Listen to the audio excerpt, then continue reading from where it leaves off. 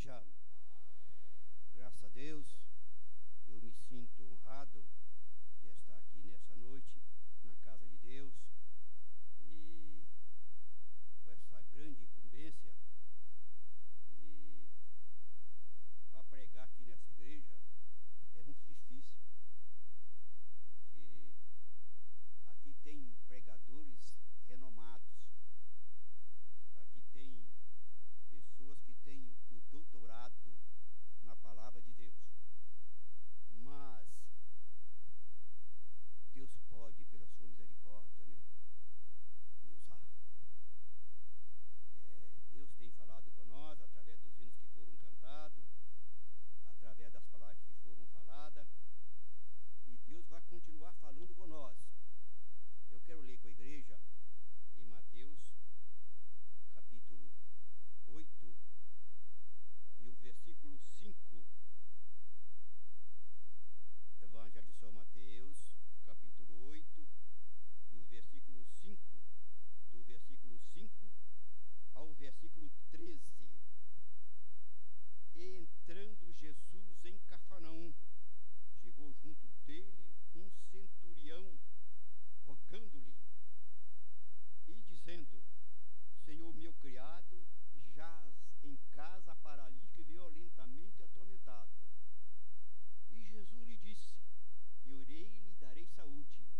E o centurião respondendo, disse: Senhor, não sou digno que entre debaixo do meu telhado, mas diz somente uma palavra, o meu criado há de sarar. Pois também eu sou homem sob autoridade, tenho soldados às minhas ordens. Digo a este: vai, ele vai. E digo a outro: vem, ele vem.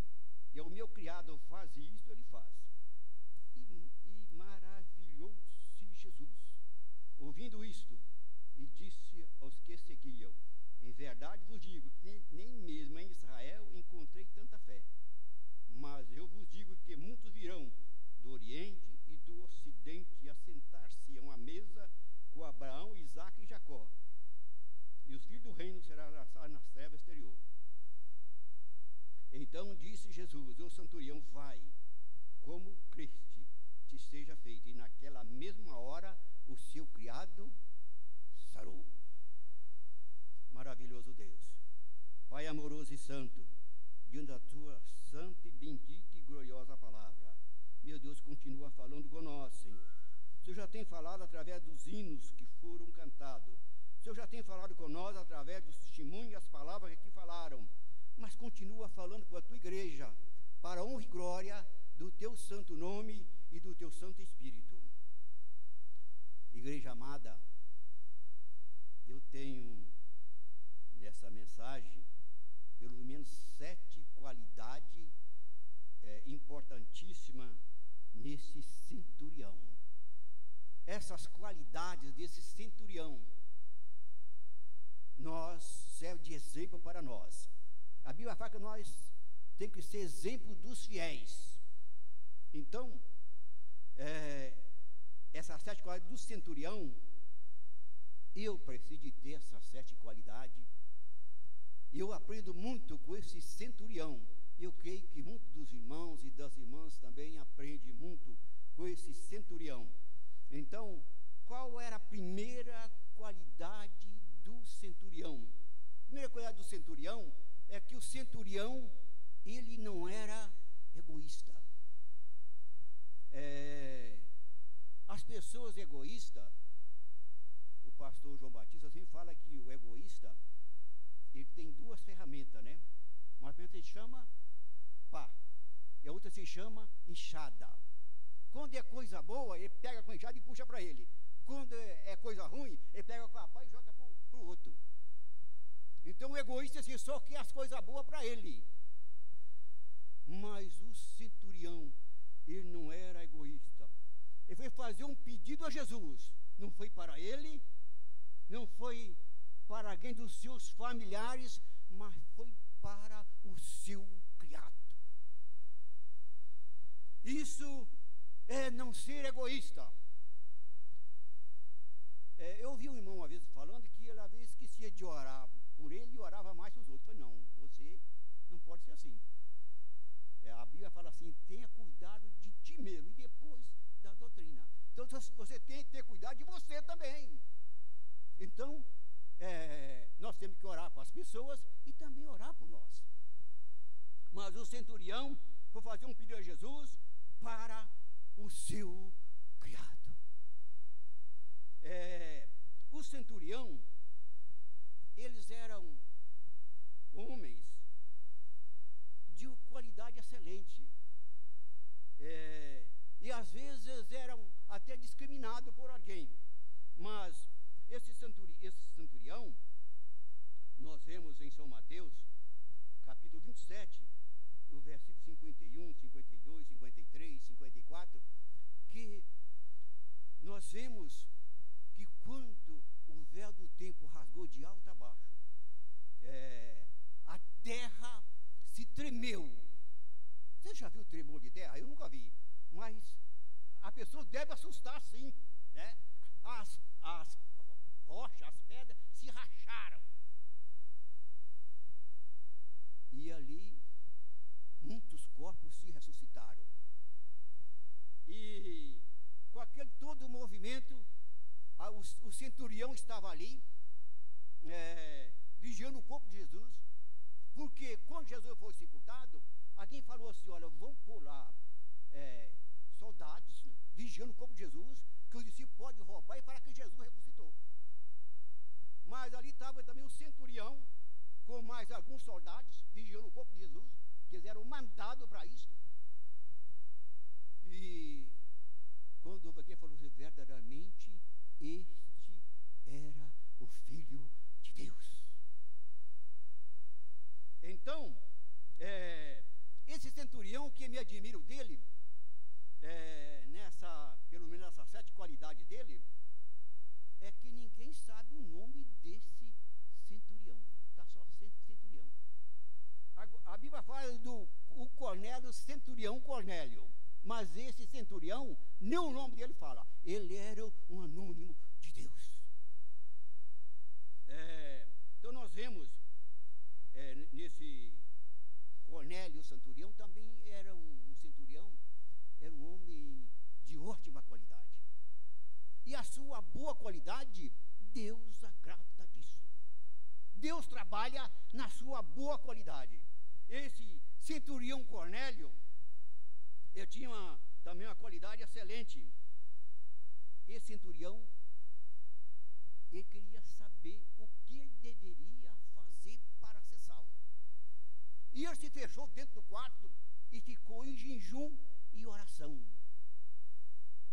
Quando ele estava ali em jejum e oração, veio um anjo do céu e falou por lá, a tuas orações e as tuas esmolas chegou diante de Deus. Manda chamar a Simão Pedro, que está cá, Simão do beira-mar. Ele vem e vos fará você saber tudo que você deve fazer para ser salvo. Então, aquele centurião, ele dava esmola, ele orava, ele jejuava. E aí ele mandou chamar. Aí foi com as pessoas lá chamar Pedro. Pedro teve uma visão. Se Pedro tivesse aquela visão, Pedro não vinha, não. Pedro era homem de oração. Nós precisamos sermos de oração. Crente tem que ter hábito em orar. Hábito de orar. Então aquele centurião era homem de oração. O Cornélio, o centurião, era homem de oração. Crente tem que ter hábito em orar. E Pedro estava orando. Quando ele estava orando, alguém chamou lá na porta. Que antes dele receber o chamado, que alguém estava chamando, ele viu que um lençol descia do céu, né, atado com 4 pontas, né? E tinha animais répete e quadrúpede. E a voz falou para ele assim, você mata e come. Ele diz, Senhor, eu não comerei coisa comum e imunda. Ele falou, não, Cornélio, não, Pedro, não faça as coisas comum e imunda, o qual Deus purificou. E então, ele recebeu o chamado. E aí ele foi. Senão ele não ia, porque tinha como o Cornélio, aquele centurião, para o povo de Deus da época, era considerado imundo. Mas aí ele foi.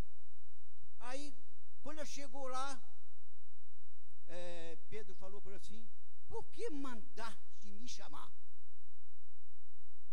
Ele falou: mandei te chamar, fizeste bem em vir.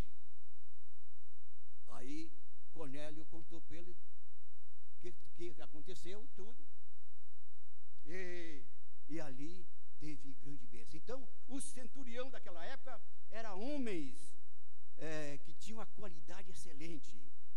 Eram uns homens sinceros. Qual a segunda qualidade no centurião? É que o centurião era sincero. Irmã, a sua sinceridade Deus agrada. Irmão, você que é sincero, a tua sinceridade Deus agrada. Temos que sermos sinceros.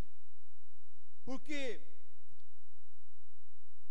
quando o centurião chegou a Jesus e fez aquele pedido a Jesus, Jesus falou assim: eu vou na tua casa. O centurião foi sincero. Se fosse eu, ia dizer para Jesus assim: você vai na minha casa? Olha, você vai para almoçar ou vai para jantar? Se fosse eu, ia falar assim, né? Mas o centurião falou assim: não, senhor, não vai na minha casa, não. Eu não sou digno que você entre debaixo do meu telhado. Mas diga uma só palavra: o meu criado vai sarar. Então ele foi sincero. Talvez se fosse eu, não ia falar isso, ia achar bom que Jesus fosse na minha casa. E Jesus, ele pode ir na sua casa? Jesus gostava de ir na casa das pessoas.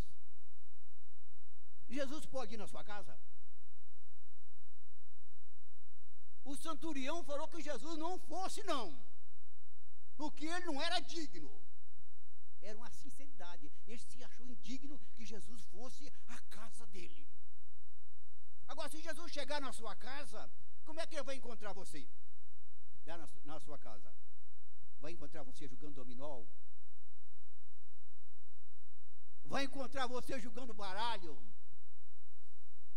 Vai encontrar você torcendo para o Corinthians, xingando alguém da torcida lá?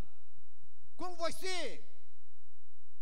Jesus gostava de ir na casa das pessoas.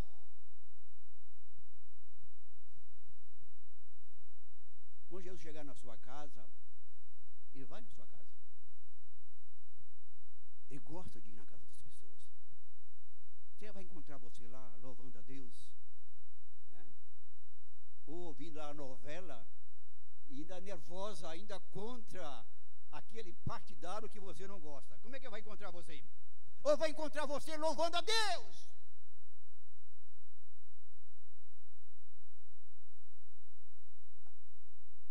Então, Jesus, ele quer ir na sua casa. Jesus foi na casa de Zaqueu, né? E a multidão nem gostou, não. Porque a multidão estava acompanhando Jesus. Ali estava louvando a Jesus, estava glorificando a Jesus, né? E Jesus deixou a multidão à turba e foi para a casa de Zaqueu.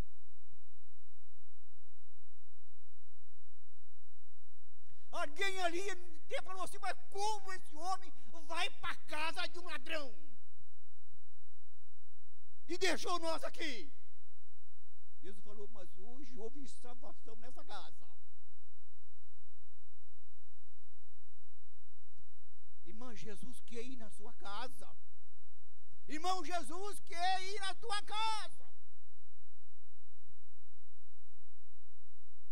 Você tem que estar em casa pensando: Jesus, se chegar na minha casa, eu tenho que estar aqui louvando a Ele. Eu estou aqui lendo a sua palavra.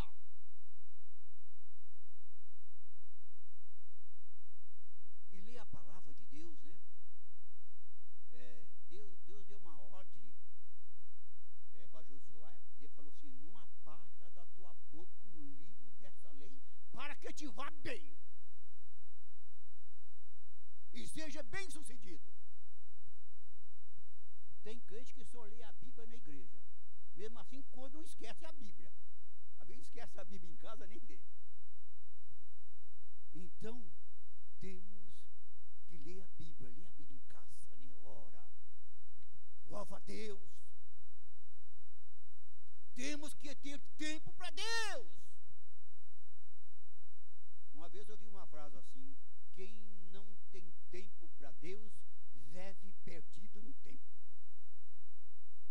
Eu estava no metrô, quando eu vi a pessoa levantou e estava escrito nas costas dele. Aí eu peguei e escrevi, né? E fiz uma mensagem aí. Não ter tempo para Deus é viver perdido no tempo. Tem muitas pessoas, tem tempo para ver a novela, tem tempo para ver o futebol, mas não tem tempo para dobrar o joelho e orar a Deus. Não tem tempo para ler a Bíblia. Não ter tempo para Deus é viver perdido no tempo. Qual a terceira qualidade no centurião? Chega lá no centurião, o centurião tinha uma fé sobrenatural. Tem pelo menos, eu sei, pelo menos 2 tipos de fé. Tem a fé natural e a fé sobrenatural. O centurião tinha uma fé sobrenatural. Qual é a fé natural? A fé natural, eu sabia assim que eu vou para casa, terminou o culto, chego em casa, vou dormir e vou levantar amanhã cedo. A fé natural. Agora, qual é a fé sobrenatural? A fé sobrenatural, eu ouvi um testemunho que a pessoa estava desempregada, sem dinheiro, sem nada em casa, e Deus falou: você vai no supermercado, compra, pega o que o carrinho couber, você coloca, lota o carrinho, compra e pode passar no caixa. A pessoa foi.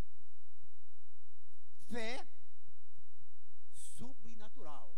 Chegou lá, lotou o carrinho, e pegou a fila do caixa, todo mundo passando o caixa e pagando. Aí quando chegou a vez dele, eles falaram lá assim: uma promoção aqui do como é que chama? Do supermercado. Essa pessoa que vai passar agora não vai pagar nada.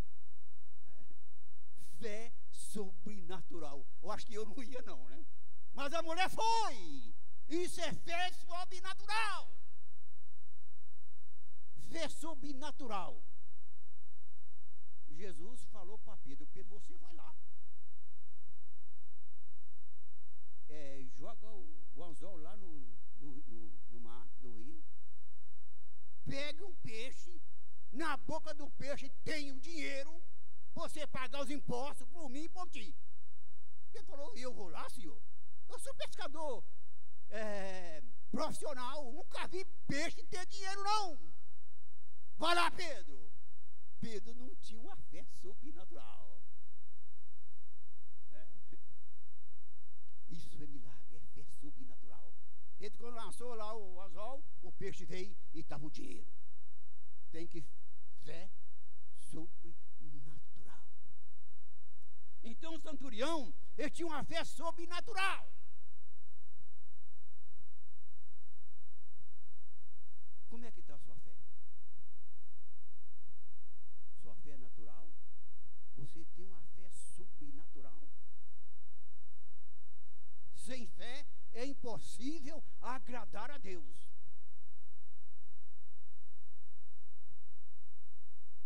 Então o centurião tinha uma fé sobrenatural. Ele acreditava que Jesus não precisava ir na casa dele, não. Jesus só dizer uma palavra, o criado ia ficar são. O criado curado e ia sarar. E o centurião, ele acreditava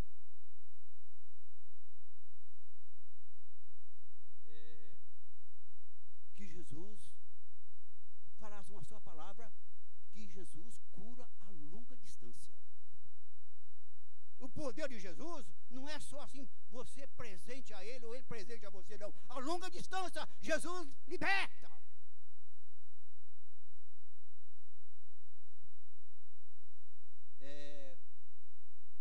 Uma irmã, ouvi ela testemunhar, né?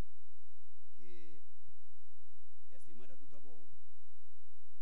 Que as pessoas escreviam para ela, telefonava, pedindo oração. E uma vez uma pessoa telefonou para ela e falou: eu quero que você ore por mim, um problema humanamente é impossível, né? Mas e aí ela, passado alguns meses, a moça escreveu para ela dizendo: olha, você orou por mim e o milagre aconteceu. Aí ela falou assim: mas Jesus, eu esqueci de orar por esse pedido aí, e a irmã recebeu a benção lá, recebeu lá o milagre. Aí Jesus falou para ela assim: não, só de você pensar em orar, eu já respondo. Então é assim, irmão. Você tem uma fé sobrenatural, só você em pensar e você orar, Deus já responde. Então, o primeiro elemento da fé do centurião, que ele tinha uma fé profunda, uma fé com humildade. O segundo elemento da fé do centurião, que ele tinha uma fé absoluta, confiava inteiramente no poder de Deus.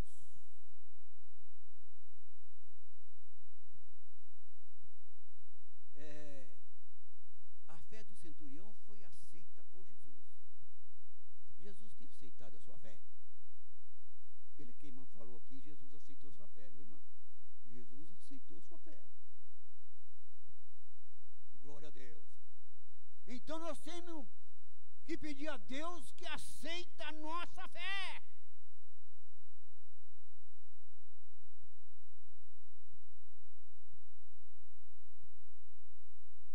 A quarta qualidade no centurião é que ele teve uma fé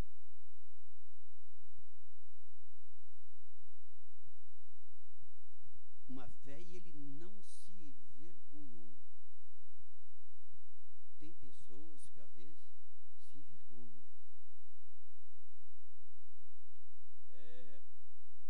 Tem pessoas que se envergonham de ser crente. Ele se envergonha de falar do poder de Deus. Ele nega de falar o poder de Deus. Mas isso pode acontecer até com pessoas crentes. Pedro, ele não temeu, ele negou a Jesus, tá?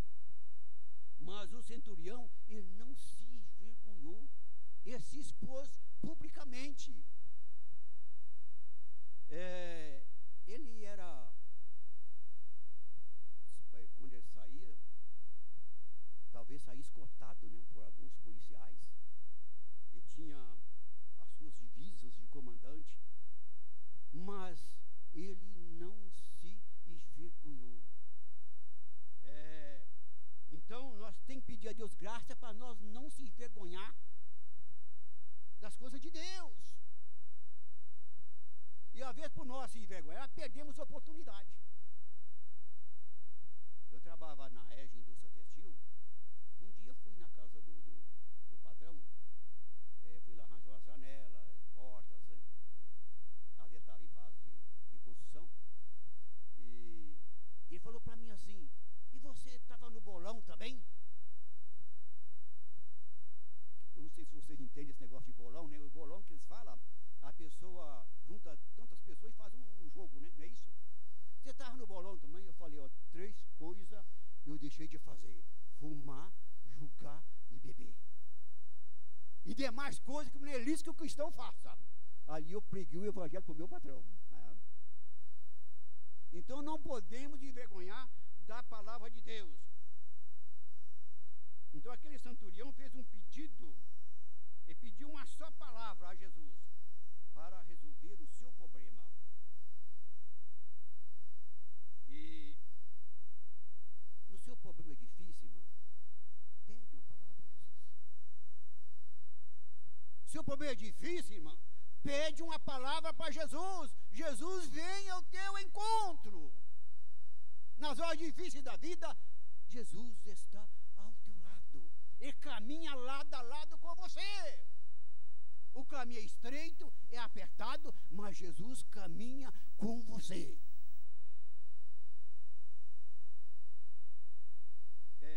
O centurião de Cafarnaum é comandante de uma centúria.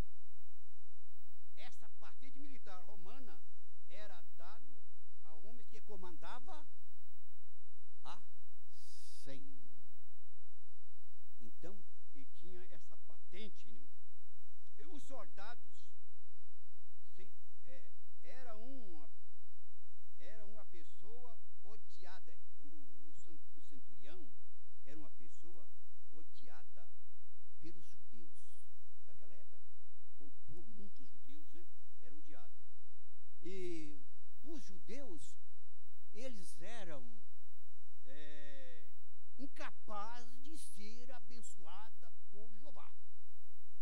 Então, pelo judeu, o centurião, eles eram incapazes de ser abençoados por Jeová. Mas, ainda que alguém acha que você é incapaz de receber a sua bênção, mas a sua bênção vai vir, irmão.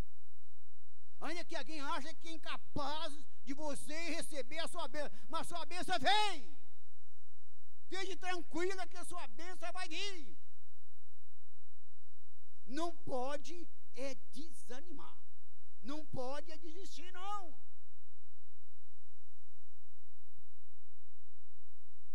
A quinta qualidade no centurião é que o centurião tinha uma fé capaz de ser admirada por Jesus.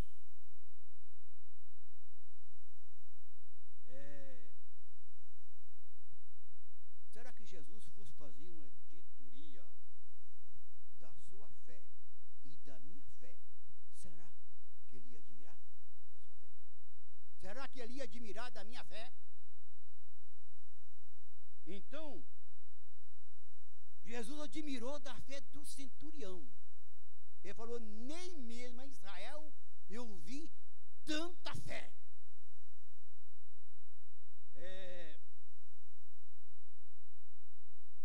Então, precisamos, né, de ter uma fé, de ser admirada por Jesus.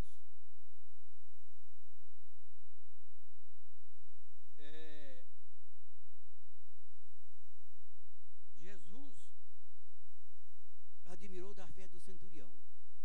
Jesus tem admirado a sua fé? Às vezes tem, e às vezes não. Nós vemos que quando Jesus admirou da fé do centurião e falou: grande é a tua fé, mas para o discípulo ele falou o quê? Homens de pouca fé. Então nós temos que preocupar em termos fé. Os discípulos foram inteligentes, ele falou assim: Senhor, acrescenta-nos a fé. Isso nos basta. Então, a fé é o firme fundamento.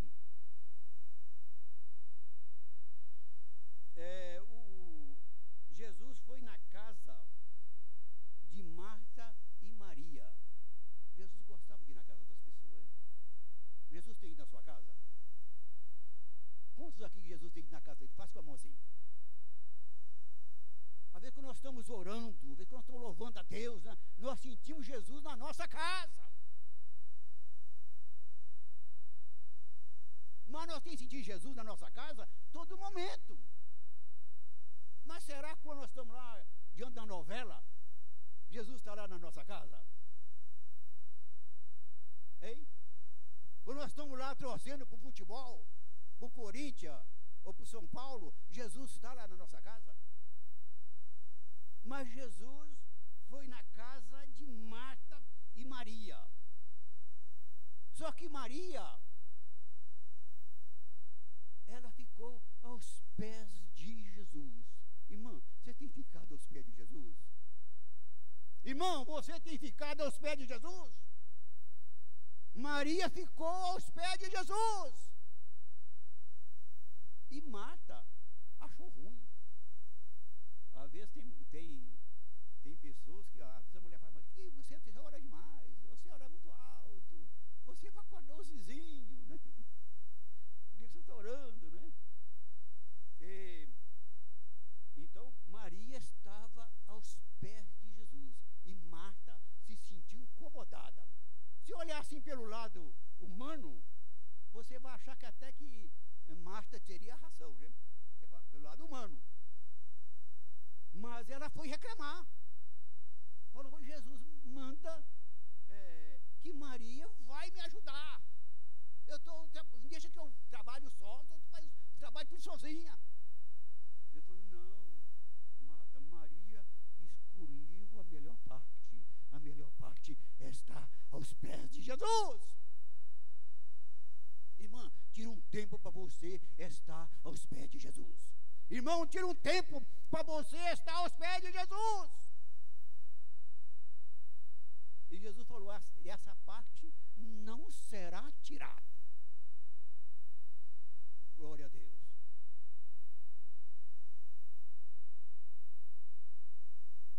Então,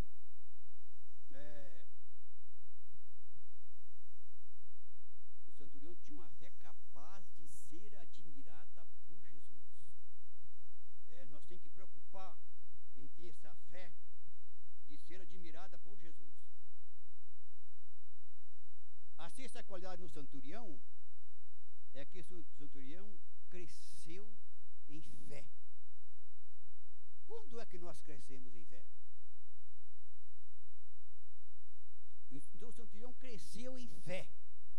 Nós precisamos de crescer em fé. Então o centurião, ele cresceu em fé.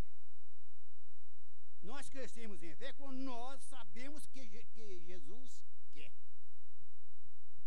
Você saber que Jesus pode, é fácil, não é? Um Deus que fez os céus e a terra, é fácil você saber que Ele pode. Mas o caso não é eu saber que Jesus pode. O caso certo é eu saber se Jesus quer. Então o centurião, ele cresceu em fé, que ele sabia que Jesus queria curar o seu criado. Então, nós temos que preocupar, saber se Deus quer. Saber o querer de Deus.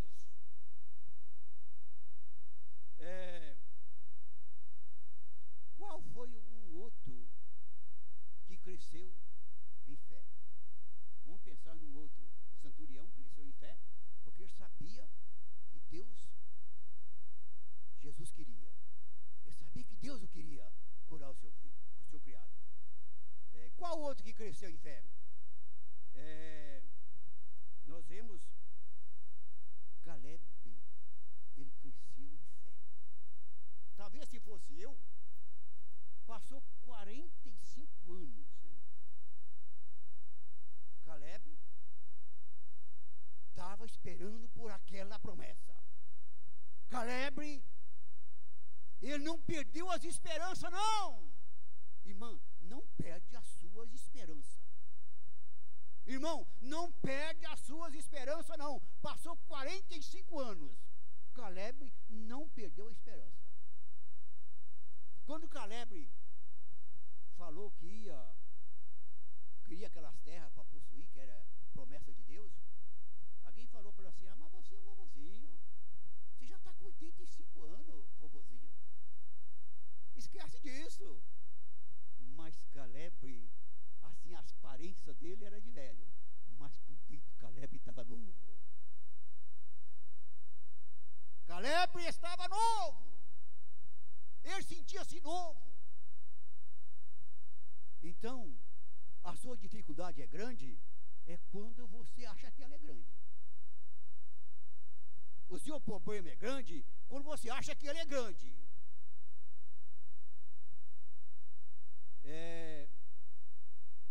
Davi viu o gigante, não gigante, ele via pequeno. O gigante via Davi pequeno, mas Davi sentia grande, sentia poderoso para vencer o gigante. Então, se o problema é grande, se você achar que ele é grande. Mas, se o seu problema é grande, maior é Deus do que o seu problema. Então, Caleb, ele estava novo por dentro. Qual é a 7 qualidade? Não é do centurião, é no centurião. E a qualidade não era Deus, era de Deus. A qualidade não era dele, era de Deus. A qualidade no centurião é que centurião teve uma fé sem prova.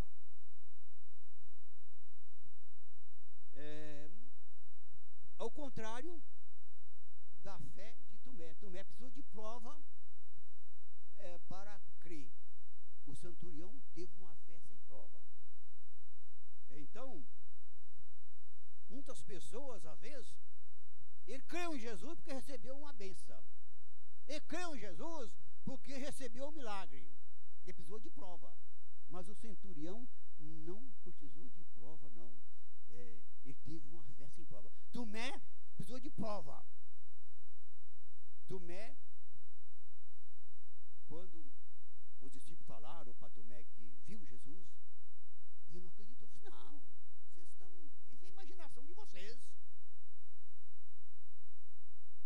Aí, para mim ir lá, para mim ter ciência disso aí, a garantia disso aí, eu preciso de ir e tocar nas chagas, tocar nas feridas, tocar na sua face.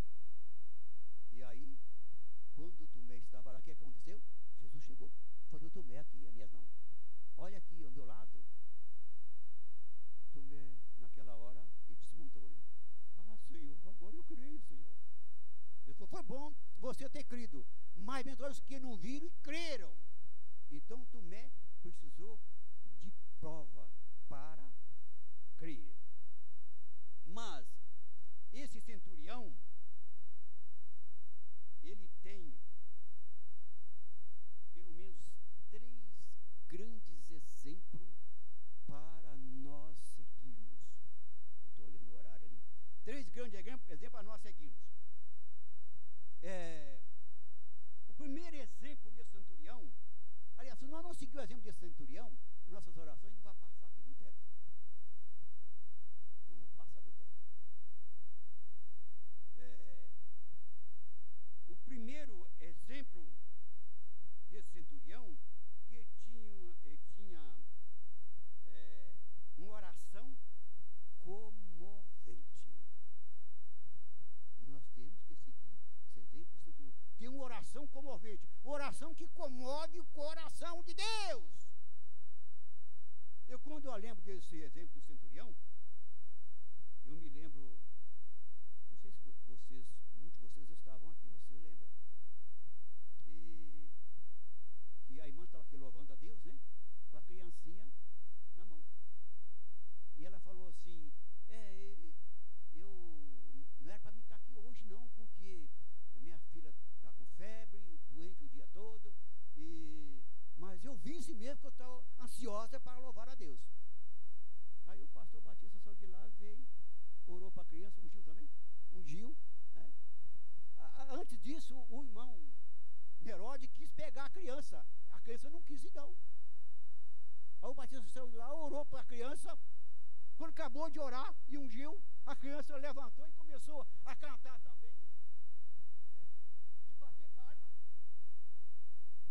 Oração comovente, comoveu o coração de Deus. A oração da irmã, ela foi para o banheiro, orou, e a irmã teve uma oração comovente, comoveu o coração de Deus. E essa oração comovente lá das vezes tem se acompanhado com lágrima. Salmo 30, versículo 5, né? O choro pode durar uma noite inteira, mas pela manhã vem alegria. A sua bênção vem, irmã. Continua orando, continua pedindo, a sua bênção chega.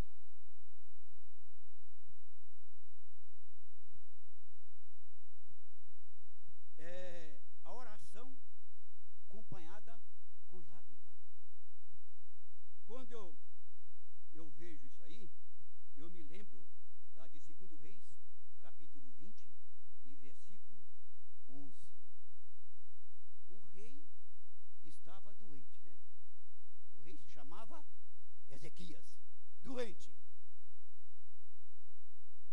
Aí Deus falou para Isaías: você vai lá, fala para Ezequias que vai morrer e não vai viver. Olha que responsabilidade. Você vai orar para o enfermo e falar para ele: você vai morrer e não vai viver. Mas Deus mandou Isaías falar. Isaías foi. Quando Isaías chegou lá, acho que Ezequias ficou todo alegre, né? Ezequias sabia que Isaías era homem de Deus. Aí, o que você veio fazer aqui, Ezequias? Eu vim aqui trazer um recado para você de Deus. Pode falar. Falou: ó, você vai morrer e não vai viver. Põe em ordem a tua casa. Mas o que aconteceu com Ezequias? Ezequias fez uma oração. A Bíblia fala, foi pouquinhas palavras, né? Ele virou o rosto para a parede e chorou e falou: ah, Senhor, lembra que eu já tenho feito aquilo que é reto aos teus olhos. E chorou muitíssimo. Mas aquela oração, aquela lágrima de Ezequias, chegou ao trono da graça de Deus. Aí Isaías estava lá na casa dele. Deus falou: volta lá, fala para Ezequias que ele tem mais 15 anos de vida. Aí volta Isaías. Acho que voltou até com medo, né? E agora? Vou falar para o homem. Se fosse para falar para o mendigo, seria até fácil, né? Você vai morrer e não vai viver. Mas falar para o rei, é falar para o Lula, é falar para Dilma. Não é falar para o mendigo, não. Um lá, morador de rua, não. Era difícil. Mas Isaías foi lá e falou. O homem de Deus tem sede de coragem. Aí, volta lá, Isaías fala para ele que tem mais 15 anos de vida. Aí Isaías chegou lá. O que você veio fazer agora aqui, Isaías? É que ele falou ainda chorando, Ezequias, né? Você veio fazer aqui, Isaías? Eu vim aqui falar para você que você tem mais 15 anos de vida. Mas que negócio é esse, rapaz? Você fala que eu vou viver, morrer, e não vou viver. Agora você fala que eu tenho mais 15 anos de vida. Que negócio é esse? Eu não acredito nisso, não. Eu quero uma prova. Você quer uma prova? Vou te mostrar. Está vendo lá o relógio da casa? Ah, estou vendo, sim. Quando eu passo no Ipiranga ali, eu vejo aqui o relógio lá da igreja do Ipiranga, eu lembro dessa história da Bíblia. Está vendo o relógio da casa? Estou vendo. E vai voltar agora 10 graus atrás. O relógio fez isso. É para cá, né? Fez isso, né? É para lá. Não, para cá. 10 graus atrás. Vou voltar. O relógio fez isso, ó. Voltou 10 graus atrás. E agora? Ezequiel falou: e agora? Agora você faz um empaste de figo, põe na sua eczema, na sua machucado, e você vai sarar. E Ezequiel chorou. Sarou! Porque Ezequiel fez uma oração que comoveu o coração de Deus.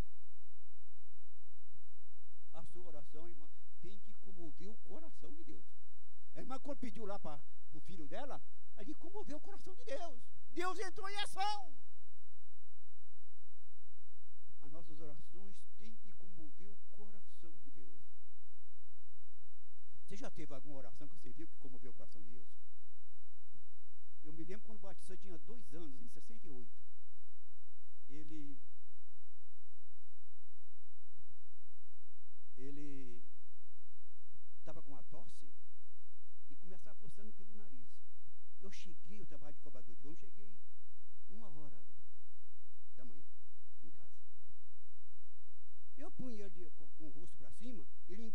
sangue e sufocava. Quando eu vi que ele estava sufocando, eu virava ele de novo, o sangue começava a correr. E eu saí ali na rua. Naquele tempo, as casas ali, você podia contar dizer quantas casas tinha. O resto tudo era mato. Na rua Japão, naquele tempo era a rua Servidão. Vai sair na Cursino. E aí eu peguei ele na mão, eu saí cá fora, não tinha jeito de chamar ninguém tinha carro ali. Mas eu cheguei, aí eu voltei para dentro de casa, pus ele nas minhas mãos e comecei a orar a Deus. Eu orava e eu chorava. Quando eu olhei, ele estava dormindo. E a enfermidade desapareceu. Chegou lá no coração de Deus.